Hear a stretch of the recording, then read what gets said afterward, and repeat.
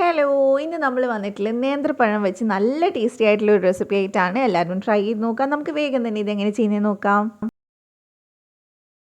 അപ്പോൾ ഇതുണ്ടാക്കാനായിട്ട് ഞാനിവിടെ ഒരു 10-22 ഈന്തപ്പഴം കുരുകളഞ്ഞെടുത്തിട്ടുണ്ട്. പിന്നെ ഒരു നേന്ത്രപ്പഴം എടുത്തിട്ടുണ്ട്. നേന്ത്രപ്പഴം നല്ല പഴുത്തത് നോക്കിയെടുക്കുക.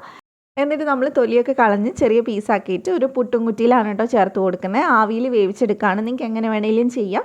പിന്നെ നമ്മൾ ഇതിനകത്തോട്ട് ഈന്തപ്പഴം കൂടെ ചേർത്ത് കൊടുക്കുക. മുഴുവനായിട്ടും ചേർത്ത് കൊടുക്കുന്നുണ്ട്. ഈന്തപ്പഴവും അതുപോലെ തന്നെ നേന്ത്രപ്പഴവും നമ്മളൊരു 10-15 മിനിറ്റ് നന്നായിട്ടൊന്ന് വേവിച്ചെടുക്കണം ആവിയിൽ.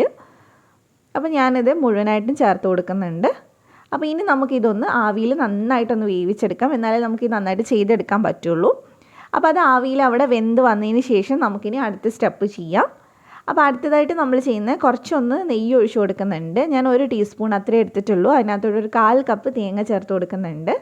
ഇനി നമുക്ക് തേങ്ങ നന്നായിട്ടൊന്ന് വറുത്തെടുക്കണം. തേങ്ങയുടെ ചെറുതായിട്ടൊന്ന് കളറൊക്കെ മാറി നല്ലൊരു സ്മെല്ലൊക്കെ വരണം. അപ്പോൾ ചെറുതായിട്ടൊന്ന് കളർ മാറി തുടങ്ങുന്ന സമയത്ത് നമുക്ക് ഇതിനകത്തോട്ട് അണ്ടിപ്പരിപ്പ് ചേർത്ത് കൊടുക്കാം. അതിന് കറക്റ്റ് അളവൊന്നുമില്ല. നിങ്ങൾക്ക് കൂടുതൽ ചേർക്കണമെങ്കിൽ ചേർത്ത് കൊടുക്കാം. നല്ല രസം ഉണ്ടാവും കഴിക്കുമ്പോൾ. എന്നിട്ട് നന്നായിട്ട് നമുക്കിതൊന്ന് വറുത്തെടുക്കാം. അപ്പോൾ ചെറുതായിട്ടും കൂടെ ഒന്ന് കളർ മാറിക്കോട്ടെ, എന്നാലേ നല്ലൊരു ടേസ്റ്റ് ഉണ്ടാവുള്ളൂ. കണ്ടില്ലേ, ഈ ഒരു പരുവാവുന്നത് വരെ നമുക്കൊന്ന് വറുത്തെടുക്കാം. ഇനി നമുക്കൊന്ന് ഫ്ലെയിം ഓഫ് ചെയ്യാം. ഇപ്പോൾ നമ്മൾ വേവിച്ച് വെച്ചിട്ടില്ല ഈന്തപ്പഴം അതുപോലെ തന്നെ നേന്ത്രപ്പഴത്തിൻ്റെയൊക്കെ ചൂട് മുഴുവനായിട്ടും പോയിട്ടുണ്ട്. ഇനി നമുക്കിതൊന്ന് അരച്ചെടുക്കണം. അപ്പോൾ അരച്ചെടുക്കാനായിട്ട് നമുക്കിത് മിക്സിയുടെ ജാറിലേക്ക് ചേർത്ത് കൊടുക്കാം. അപ്പോൾ മുഴുവനായിട്ട് നമ്മൾ ചേർത്ത് കൊടുക്കുന്നുണ്ട്.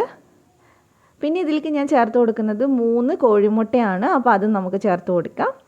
ഇനി ഇതിനകത്തോട്ട് നമുക്ക് കുറച്ച് പഞ്ചസാര ആവശ്യമുണ്ട്. നമ്മൾ ഈന്തപ്പഴം അത്രേ എടുത്തിട്ടുള്ളൂ. അപ്പോൾ നിങ്ങൾക്ക് പഞ്ചസാര തീരെ വേണ്ടെങ്കിൽ ഈന്തപ്പഴം കുറച്ച് കൂടുതൽ എടുത്താൽ മതി കേട്ടോ. അപ്പോൾ ഞാൻ 4 ടേബിൾ സ്പൂൺ പഞ്ചസാര ചേർക്കുന്നുണ്ട്. പിന്നെ അതിൻ്റെ കൂടെ തന്നെ പാൽപ്പൊടി ഞാൻ ഏകദേശം ഒരു 4 ടേബിൾ സ്പൂൺ ചേർത്തിട്ടുണ്ട്.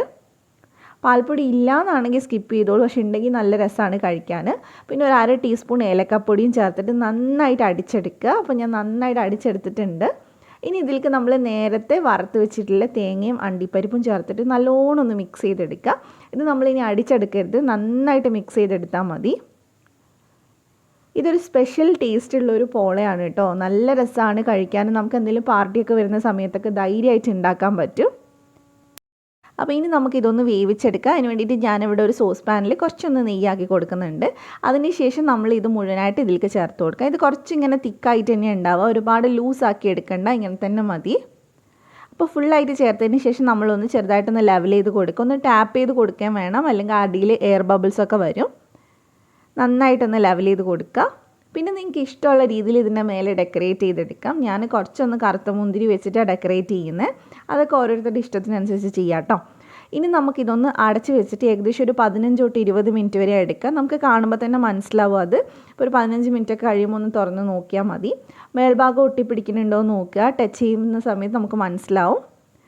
അതിനുശേഷം പിന്നെ നമ്മൾ ടൂത്ത് പിക്കോ എന്തെങ്കിലും ഇട്ടൊന്ന് കുത്തി നോക്കിയാൽ മതി, ഉള്ളിൽ വെന്തിട്ടുണ്ടോ എന്ന് അറിയാനായിട്ട്. ഇപ്പോൾ നന്നായിട്ട് വെന്തിട്ടുണ്ട്.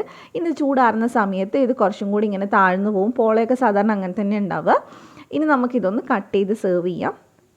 അപ്പോൾ നല്ല ടേസ്റ്റി ആയിട്ടുള്ള ഒരു പോളയാണ്, ഒരു ഡിഫറെൻ്റ് ആയിട്ടുള്ളൊരു പോളയാണ് കേട്ടോ. എന്തായാലും ഇഷ്ടമാവും, ട്രൈ ചെയ്ത് നോക്കുക.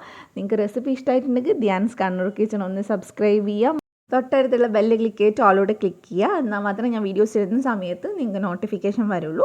അപ്പോൾ അതേ നമുക്ക് കട്ട് ചെയ്ത പീസ് ഒന്ന് നോക്കാം. അപ്പോൾ നിങ്ങൾക്ക് കാണുമ്പോൾ തന്നെ മനസ്സിലാവുന്നില്ല, നല്ല ഫ്ലേവറൊക്കെ ഉള്ള ഒരു പോളയാണ് കേട്ടോ.